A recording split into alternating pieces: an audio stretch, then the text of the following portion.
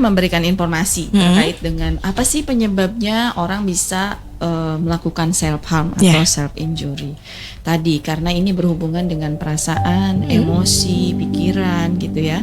Kemungkinan ada dari hal yang pertama bisa menyebabkan itu adalah satu karena ada trauma.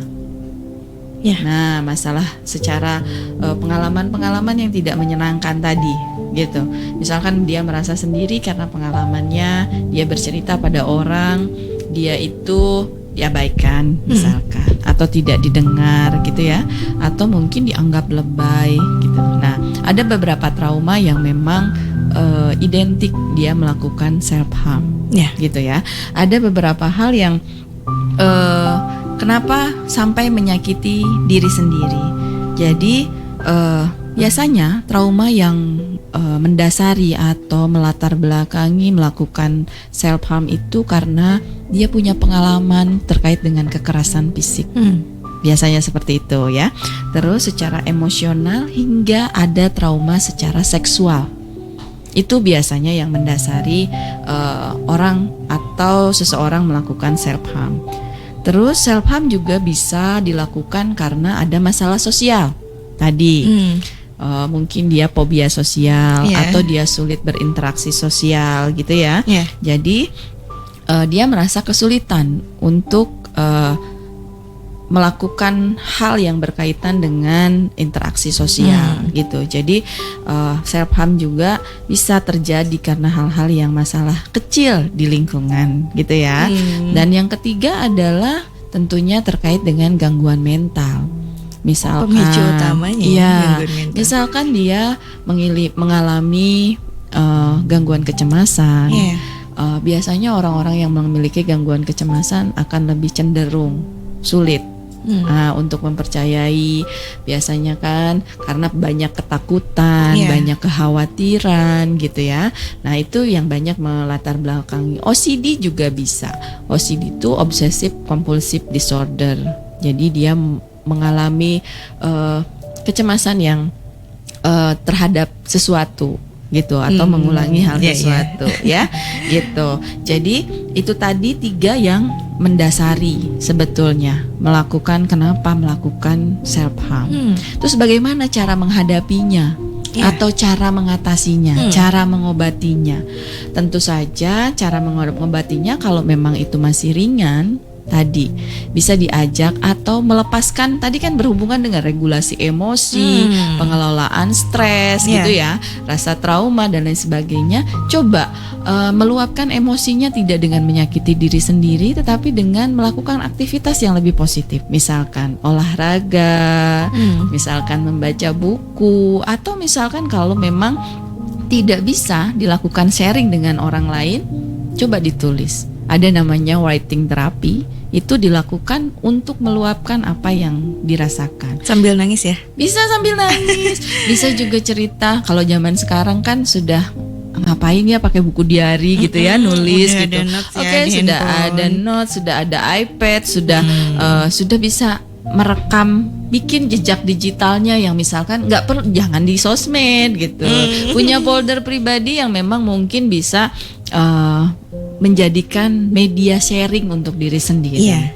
Bisa juga sebagai ajang self talk sebetulnya gitu kan.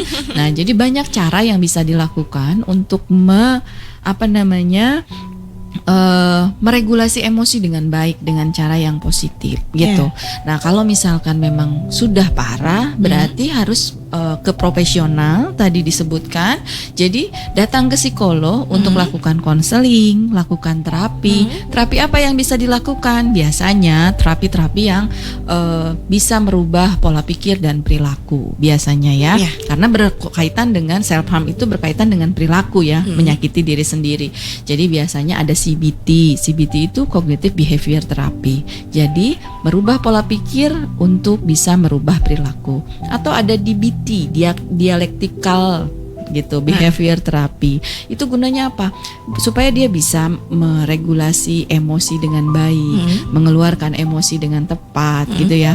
Terus ada lagi terkait dengan problem solving.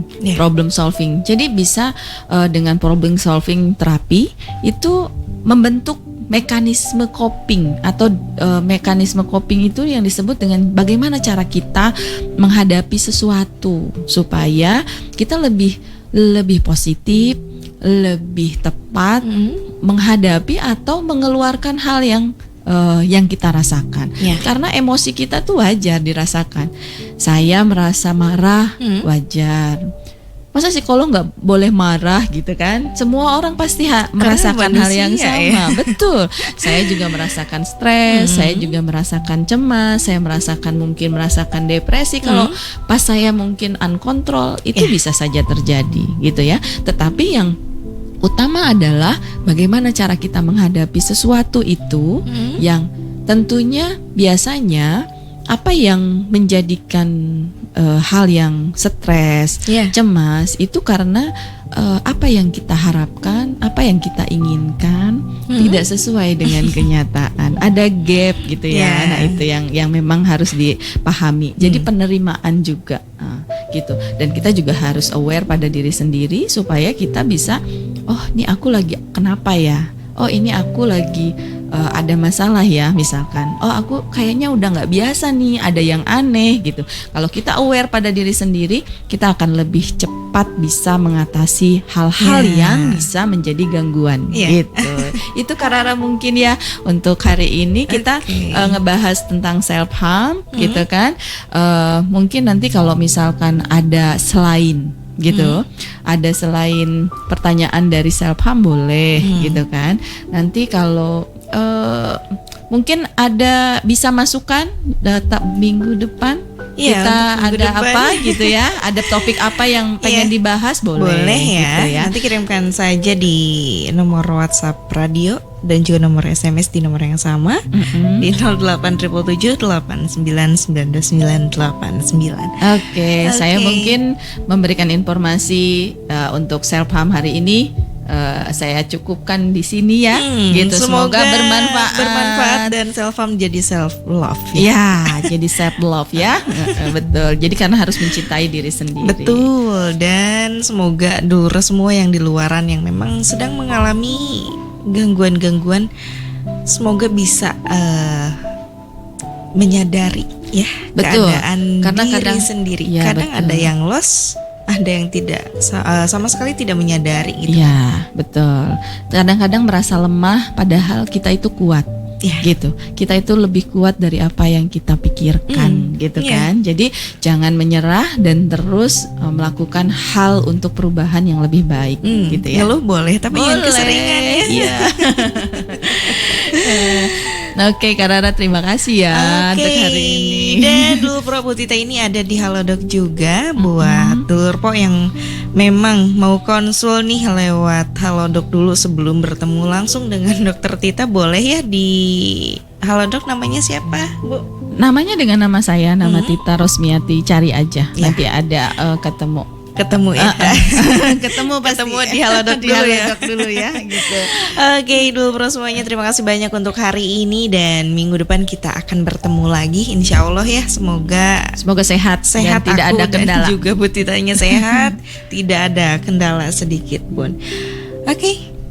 Terima kasih Karara. Semoga hari ini membuahkan sesuatu hal yang baik dan berkah buat kita semua dan kita sehat. Amin. Lahir dan batin, jiwa dan raga ya. Dan kenapa tadi bilang Bu Tita bilang kayaknya Rara lagi happy. Gak tahu kenapa, kayak waktu 2 minggu lalu baju kita warnanya sama. Iya, hari ini juga sama ya. Hari ini pun sama warnanya. Padahal kita gak WA. Itu tandanya sudah mulai sehati gitu ya. Kita lihat minggu depan apakah sama atau tidak ya. Oke, Dulur Pro semuanya, terima kasih banyak. Selamat sore, selamat beristirahat dan selamat berlibur juga ya. Assalamualaikum warahmatullahi wabarakatuh.